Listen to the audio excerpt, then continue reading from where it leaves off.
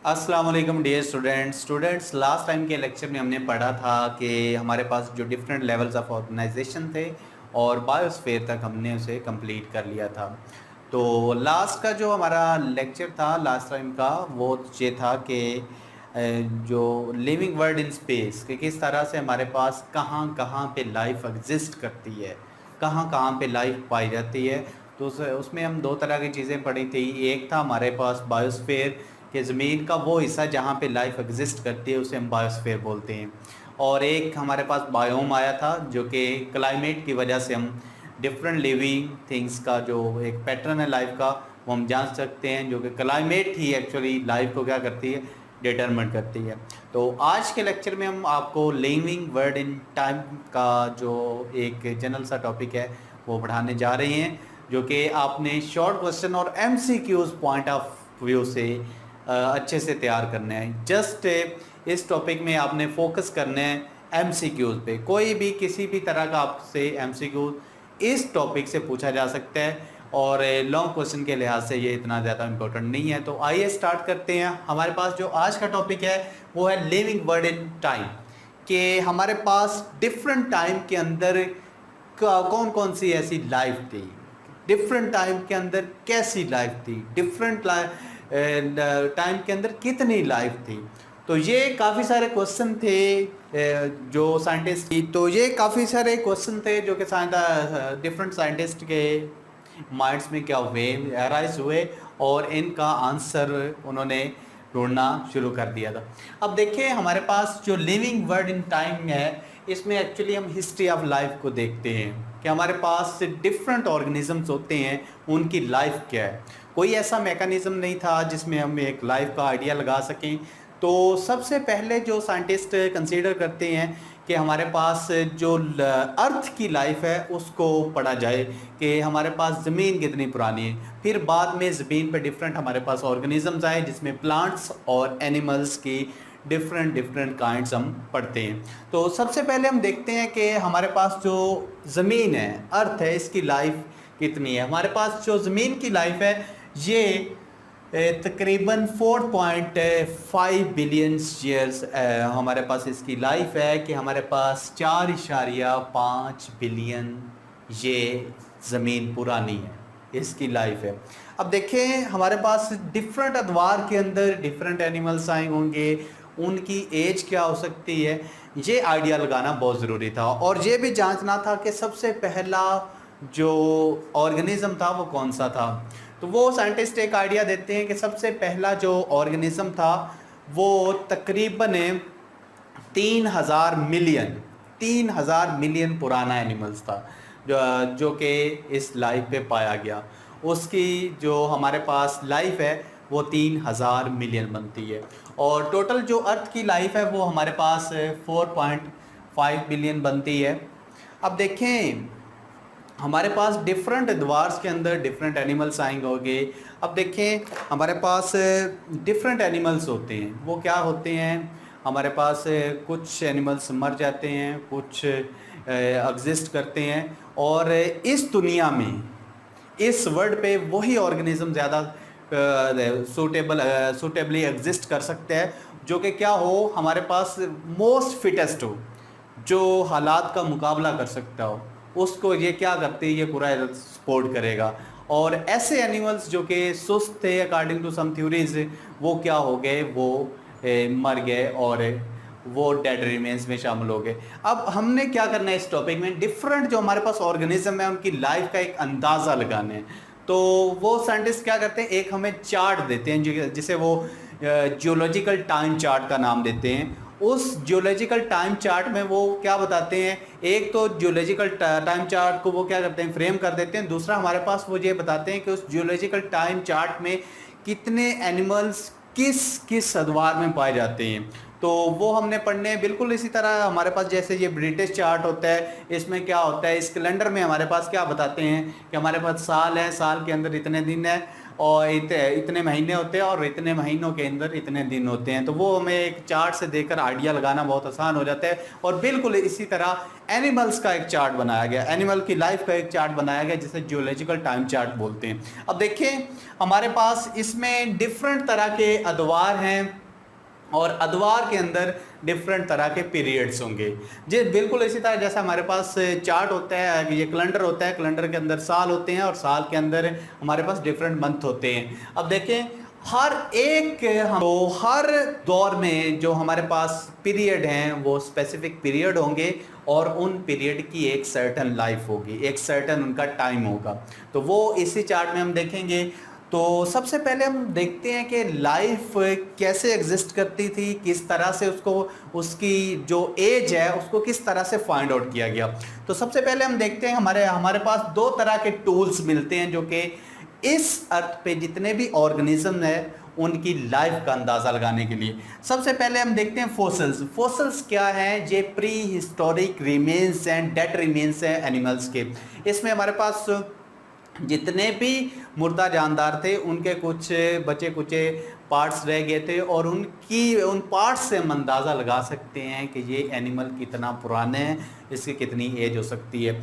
और दूसरा हमारे पास रॉक्स हैं। रॉक्स की क्या होती है? सेडिमेंटेशन होती है। सेडिमेंटेशन का क्या मतलब होता है? हमारे पास रॉक्स की डिफरेंट जो हमारे पास लेयर्स बनी, डिफरेंट हमारे पास तय बनी। ये देखें इस तरह से हमारे पास ये एक लेयर है और उसके ऊपर एक और तय आ गई, इस तरह एक इसके ऊपर आ गई। तो ये हमारे पास डिफरेंट तरह की लेयर्स बन जाती है। इस प्रोसेस को बोलते हैं सेडिमेंटेशन। और सेडिमेंट्स क्या होते हैं? जो हमारे पास, ये हम एक एग्जांपल ले लेते हैं कि ये हमारे पास एक सेडिमेंट है जो कि क्या हुआ है, ये मज़ीद इसकी एक सेडिमेंटेशन हुई है और इसकी एक लेयर बन गई है। फिर उसके ऊपर एक दूसरी लेयर आ गई। इसके अलावा जो हमारे पास इस तरह से डिफरेंट तरह की लेयर्स बन जाती हैं और इस प्रोसेस को बोलते हैं कि ये सेडिमेंटेशन का प्रोसेस है। सेडिमेंटेशन में होता क्या है? इसलिए ये एक जनरल एग्जांपल मैं आपको देता हूँ। अगर आप एक गिलास वाटर का लें, एक गिलास वाटर के अंदर आप डिफरेंट मालिक्यूल्स को डाल लें या डिफरेंट चीज़ें यहाँ पे रेत को डाल लें या कंकड़ डाल लें, तो क्या होगा? जो सबसे भारी चीज़ें होंगी वो नीचे बैठना शुरू हो जाएंगी। तो बिल्कुल इसी तरह एक रॉक में क्या होता है, यानी कि जो सबसे पुरानी होगी इस केस में हमारे पास ये हो जाएगी, उससे जो नहीं है ये हो जाएगी। और इस तरह से हमारे पास डिफरेंट जो लाइफ की निशानात हैं ये हमें रॉक्स में मिलते हैं। जो कि सबसे डीपर में होगा वो सबसे पुराना होगा। तो हम एक आइडिया लगा लेते हैं कि ये हमारे पास एक डायग्राम है। अब देखें, ये सपोज करें कि एक हमारे पास क्या है लेयर है रॉक्स की। तो ये सबसे पुरानी है, जो ऊपर बनेगी उससे नहीं होगी, जो उससे ऊपर बनेगी उससे नहीं होगी, और जो उससे ऊपर, इस तरह से काफ़ी सारी लेयर्स रॉक्स की बनती जाती हैं। इन रॉक्स की लेयर से हम अंदाज़ा लगा सकते हैं कि ये कितनी पुरानी है। अब देखिए जो सबसे डीपर है, जो सबसे नीचे है, ये सबसे पुरानी होगी, इसकी एज सबसे ज़्यादा होगी। जो ऊपर चली जाती है उसकी क्या होगी? इससे कम होगी लेकिन इनसे ज़्यादा होगी। अब देखें इस तरह से डिफरेंट लेयर्स बनती जाती हैं और इन लेयर्स से हम अंदाज़ा लगा सकते हैं, इनकी गहराई से अंदाज़ा लगा सकते हैं कि हमारे पास जो ऑर्गेनिजम्स हैं जो ये बिल्कुल नीचे दब गए होंगे उनकी लाइफ क्या हो सकती है। आपने अक्सर सुना होगा कि डायनासोर की लाइफ का किसे ऐसे अंदाज़ा लगाया गया है कि इसकी लाइफ इतनी है। तो वो बिल्कुल इसी तरह उनके फोसिल्स से अंदाज़ा लगाते हैं कि इसकी लाइफ पॉसिबली कितनी हो सकती है। दूसरा ये तो है एक सेडिमेंटेशन का प्रोसेस कि जो क्या है, जितने भी हमारे पास ऑर्गेनिजम्स हैं उनकी सेडिमेंटेशन से हम अंदाज़ा लगा सकते हैं। जितना वो डीपर होगा उतना वो पुराना होगा। तो दूसरा हमारे पास है रॉक्स के अंदर जो हमारे पास चट्टानें होती हैं, इनके अंदर डिफरेंट हमारे पास रेडियो एक्टिव आइसोटोप्स होते हैं। रेडियो एक्टिव एलिमेंट्स क्या करते हैं? ये मुसलसल क्या करते रहते हैं? रेडिएशन एमिट करते रहते हैं और इनकी रेडिएशन एमिशन होनी है, उनसे क्या होना है, हमारे पास उनकी जो लाइफ है और उनकी जो अमाउंट है वो कम होती रहती है। अब देखें हमारे पास, सपोज करते हैं हमारे पास ये एक एलिमेंट है, वो ऐसा होता नहीं है लेकिन हम एक आइडिया लगा लेते हैं, बस एक्सपोज करना है आपने कि ये एक एलिमेंट है, इसकी जो हमारे पास क्वांटिटी है, जो अमाउंट है वो 10 ग्राम है। अब देखें रेडियो एक्टिव एलिमेंट्स क्या है, कैसे होते हैं ये हमारे पास वक्त गुजरने के साथ साथ ये क्या करते हैं, रेडिएशन को ऐसे एमिट करते रहते हैं। तो फ़र्ज़ करें कुछ दौर गुजरने के बाद इसकी क्वांटिटी रह गई थी हमारे पास 5 ग्राम। तो इसकी हाफ लाइफ से हम अंदाज़ा लगा सकते हैं कि इसकी हमारा इस जहाँ पे जो एनिमल्स रह रहे होंगे उनकी लाइफ क्या हो सकती है। अगर कुछ अर्सा के बाद ये 5 ग्राम रह जाता है तो जो इसने बाय एमिशन जो रेडिएशन एमिट की हैं उससे हम अंदाज़ा लगा सकते हैं कि इसकी लाइफ कितनी हो सकती है। अब देखें जितनी ये रेडिएशन एमिट करेंगे उनकी जो अमाउंट है वो कम होती चली जाएगी। जैसे जितनी अमाउंट कम होगी हम एक अंदाज़ा लगा लेंगे कि इसकी लाइफ जो है इतनी हो सकती है। तो अब हम आते हैं कि हमारे पास नंबर 1 पे फॉसिल्स हैं, फिर रॉक्स हैं, और रॉक्स के अंदर जो रेडियो एक्टिव एलिमेंट्स हैं उनसे वहाँ के ऑर्गेनिज्म की लाइफ का अंदाज़ा लगाया जा सकता है। अब हम देखते हैं कि डिफरेंट जो इरा है उनके अंदर पीरियड्स कितने हो सकते हैं। तो हमारे पास जो सबसे पुराना इरा है वो है प्रोटेरोजोइक। प्रोटेरोजोइक में क्या है, ये 2000 मिलियन पुराना है। अब इसमें पीरियड्स कितने हो सकते हैं इसका कोई सर्टेन अंदाज़ा नहीं लगाया गया, और ना ही साइंटिस्ट इस स्टेज तक पहुंच पाए हैं कि उनको इस इरा के अंदर कितने पीरियड्स हो सकते हैं इसका अभी तक कोई अंदाज़ा नहीं लगाया गया। और इसकी जो एस्टिमेशन एक वो एस्टिमेट देते हैं इसकी एज का वो है 2000 मिलियन। और उसके बाद हमारे पास आ जाता है पैलियोजोइक इरा। पैलियोजोइक इरा के अंदर 6 पीरियड्स हैं, बिल्कुल इसी तरह जिस तरह एक साल के अंदर 12 महीने होते हैं।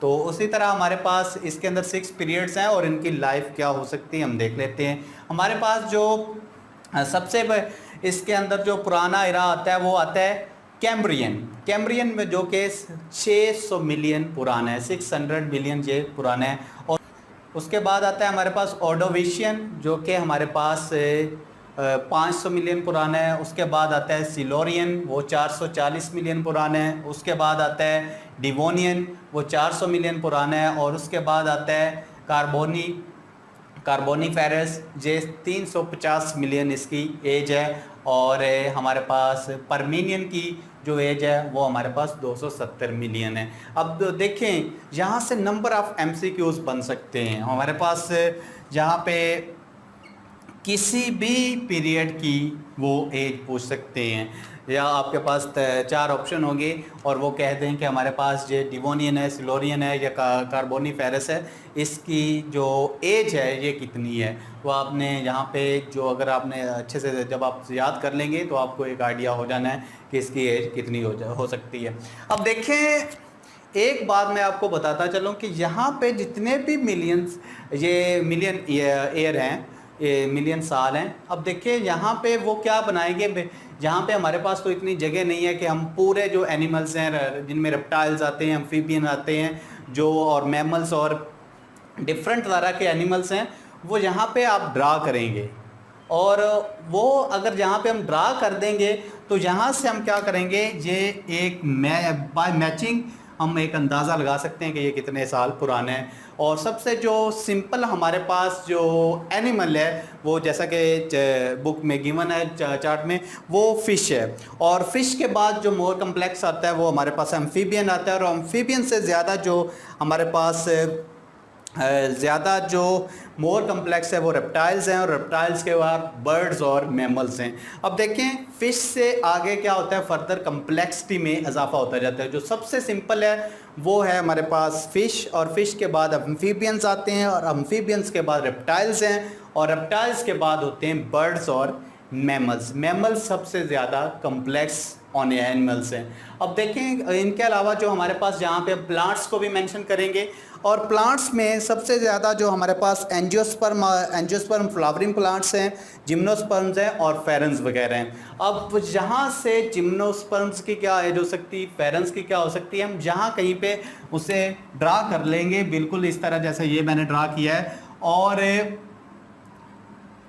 इसकी थोड़ी सी ड्राइंग में आपने एक गौर करना है कि ये बिल्कुल इसी तरह क्यों आया है, ये मैं आपको समझा देता हूँ। इधर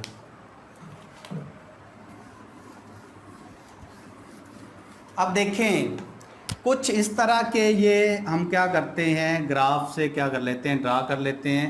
अगर एक ग्राफ ऊपर को क्या हो रहा है, उसकी चौड़ाई में इजाफा हो रहा है, तो वो क्या शो करेगा कि यहाँ पे इस ऑर्गेनिज्म की जो तादाद है ये कम थी और आहिस्ता आहिस्ता वक्त गुजरने के साथ साथ क्या होगी, ज़्यादा होगी। लेकिन अगर आपको जो कि आपको चार्ट में मिल जाएगा, अगर हमारे पास इस तरह का एक, सपोज कर लें कि ये एम्फीबियन के लिए है, तो इस तरह का हमें ये ग्राफ मिलता है, तो क्या ये शो करेगा कि यहाँ पे जो लाइफ स्टार्ट हुई थी, यहाँ पे जो इस साल में लाइफ स्टार्ट हुई थी, इस दौर में हुई थी, जो कि आपको ये सारे अदवार में मेंशन है। अगर इस दौर में ये लाइफ स्टार्ट हुई है, तो यहाँ पे ये नैरो रेंज शो कर रही है कि यहाँ पे लाइफ बहुत कम थी, फिर आहिस्ता आहिस्ता क्या होती गई, ज़्यादा होती गई, और फिर फिजिबल हालात नहीं रहे, हालात ख़राब हुए, और फिर ये क्या हो गई, यहाँ पे जहाँ पे ज़्यादा इसकी विड्थ है और जहाँ पे कम हो जाती है, तो इससे ये अंदाज़ा होता है कि ये यहाँ पे लाइफ फिर कम होना शुरू होगी। और अगर ये इस तरह से बिल्कुल बंद हो जाता है, तो यहाँ पे ये एक्सटिंक्शन को शो करेगा कि यहाँ पे लाइफ जो इस ऑर्गेनिज्म की नापेद हो गई है। तो दोबारा सुन लें, यहाँ पे हम क्या करेंगे, डिफरेंट ग्राफ बना लेते हैं, जहाँ से हम एक अंदाज़ा लगाएंगे कि यहाँ पे क्या थी, लाइफ बहुत थोड़ी थी, आहिस्ता आहिस्ता जितनी इसकी एक विड्थ में इजाफा हो रहा है, ये शो कर रहा है कि हालात अच्छे थे, खुराक मिलती रही, और क्या हुई, ये आबादी में इजाफा होता गया, ये डोमिनेटेड होती गई। डोमिनेटेड होने का मतलब है कि इसकी तादाद में इजाफा होता गया। जैसे जैसे आप नीचे जाएंगे, हालात क्या थे, सही ठीक नहीं थे, और लाइफ में क्या हुई, कमी हुई। तो इस तरह से डिफरेंट आप प्लांट्स और एनिमल्स के ये ग्राफ बना के आप एक आइडिया दे सकते हैं कि इसका मतलब क्या है, हमारे पास लाइफ में इजाफा हुआ है या उसमें कमी हुई है। तो इस तरह हमारे पास ये मेसोजोइक कह रहा है, इसमें 3 किस्म के हमारे पास ये पीरियड्स आ रहे हैं, और पीरियड्स की आपने ये वाली जो लाइफ है, इसको आपने अच्छे से याद रखना है। और उसके अलावा जो सीनोजोइक एरा है जिसमें हम रह रहे हैं, ये 70 मिलियन पुराना है, और इसमें देखें क्वाटरनरी और टर्शरी जो हैं, ये क्या हैं, 2 इसके पीरियड्स हैं, और इसकी जो एज है हमारे पास वो 70 मिलियन है। तो यहाँ से आप डिफरेंट एरा को, और डिफरेंट एरा के अंदर आप डिफरेंट पीरियड्स को ड्रा करके उनकी जो एज और जहाँ पे प्लांट्स और एनिमल्स की जो ग्राफ है उसको आप ड्रा करके अंदाज़ा लगा सकते हैं कि कोई एनिमल और प्लांट कितना पुराना है। तो आज का लेक्चर हम यहीं पे ख़त्म करते हैं। आने वाले लेक्चर में हम इंशाल्लाह फाइलेटिक लिनेज के बारे में पढ़ेंगे, जो कि मज़ीद भी ये वाले कंसेप्ट आपके क्लियर हो जाएंगे। अल्लाह हाफिज़।